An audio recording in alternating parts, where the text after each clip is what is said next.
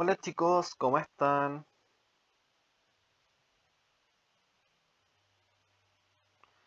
Hoy día vamos a continuar con biología en la parte de genética. Nosotros, como vimos anteriormente, ya vimos el ciclo celular, vimos la división de la mitosis y vimos la división de la meiosis. El objetivo de la clase hoy día va a ser identificar los puntos de control del ciclo celular.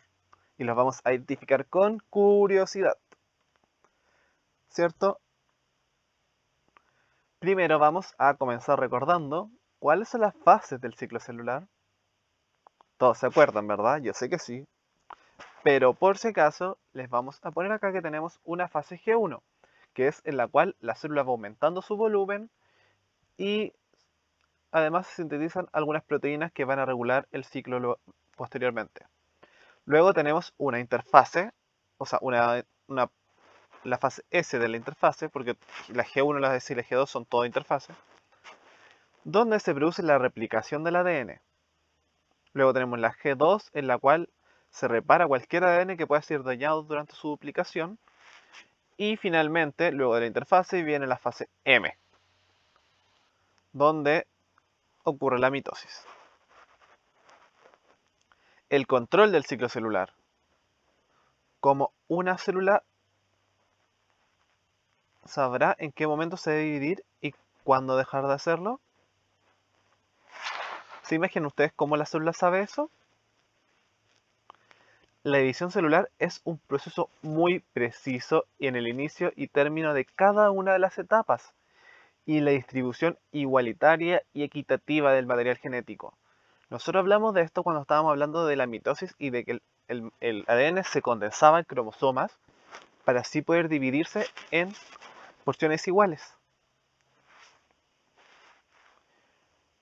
Y esto también se da tan preciso porque posee mecanismos de regulación que son denominados los puntos de control.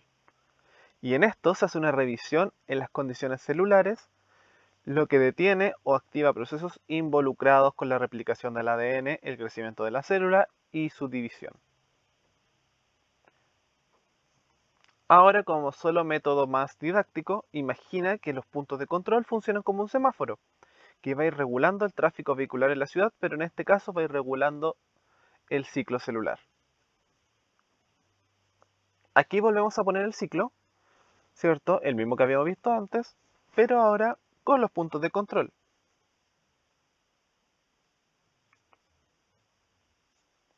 El primer punto de control que vamos a ver es el punto G1. Está en el punto G1, la fase G1, que se verifica que el tamaño de la célula sea adecuado, que las condiciones del medio sean óptimas y que el ADN no presente daños o alteraciones. Solo si se cumplen estas condiciones, la célula seguirá con las otras etapas, de lo contrario va a quedar detenida en G1. Entonces, recuerden que en G1 la célula se va agrandando. Entonces, en este punto, se chequea de que la célula tenga el tamaño adecuado y que no tenga ADN dañado. Luego, el siguiente punto de control está en la fase G2, donde se revisa que el material genético no presente errores después de su duplicación. Recuerden que en la fase S nosotros duplicamos y en la fase G2 reparamos. Y de igual manera se vuelve a verificar el medio extracelular sea favorable. El medio extracelular es el medio que está fuera de la célula, fuera de la membrana o pared que tenga la célula.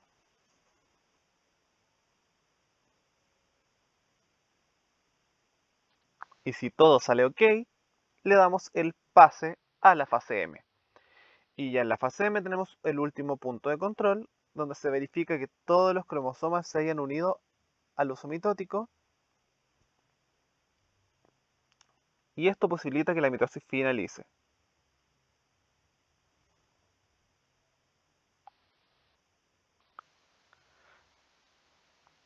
Este último checkpoint, punto de control, nos permite pasar de metafase a anafase.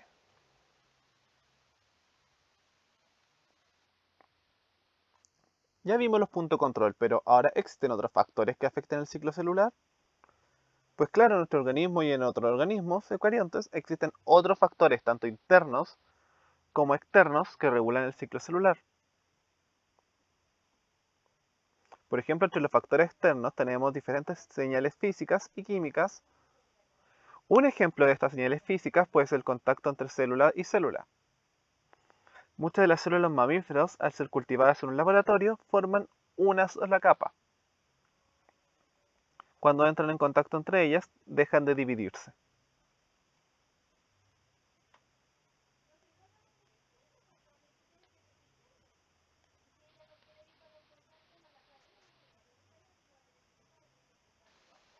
¿Sí? Luego también tenemos factores internos, que el sistema de control interno del ciclo celular está basado principalmente en la acción de dos grupos de proteínas. El primer grupo corresponde a las quinasas dependientes de ciclinas, o CDK, y el segundo a las ciclinas. Las CDKs son enzimas que para actuar deben estar unidas a las ciclinas. Entonces tenemos las quinasas dependientes de ciclinas y las ciclinas. Y esto, cuando se une esta CDK con la ciclina, forma un complejo llamado CDK-ciclina. No es muy rebuscado. Y esto activa ciertas proteínas que a su vez desencadenan procesos clave en el ciclo celular. En nuestras células hay 6 diferentes complejos CDK-ciclinas que controlan secuencialmente el tránsito de la célula por las fases G1, S, G2 y M. Es importante señalar también que para que una célula pase de una etapa del ciclo a la siguiente, es necesario que el complejo CDK-ciclina de la fase anterior se inactive.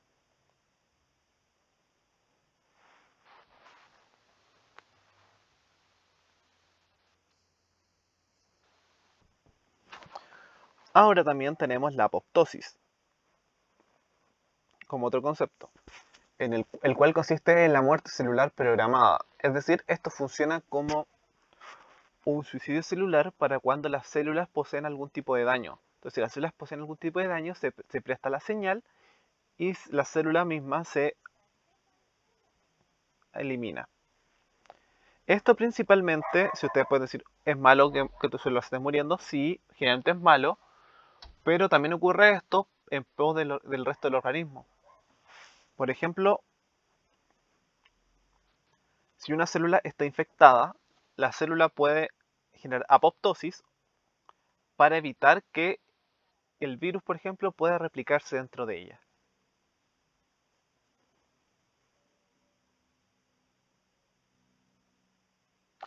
Ignoren la PPT anterior, salió de no sé dónde. Y vamos a continuar con el cáncer. Entonces ya vimos que las células en condiciones normales crecen, se reproducen, crecen, se reproducen y mueren, ¿cierto? Sin embargo, existen condiciones que pueden alterar este ciclo celular. A pesar de nuestro punto de control, si una célula se divide rápidamente y sin control, provoca que las nuevas células se acumulen en un tejido, formando una masa de células denominadas tumores, lo que podría originar un cáncer. Ahora bien, ¿cuál es el origen del cáncer? En ocasiones el material genético experimenta alteraciones denominadas mutaciones. Si esta mutación se produce a nivel de los genes que participan en la regulación del ciclo,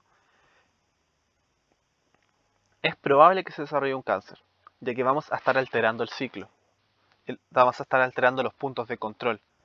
Entonces la célula no va a saber si algo va mal. Y si la célula no sabe si algo va mal, ¿cómo va a poder llevar la apoptosis?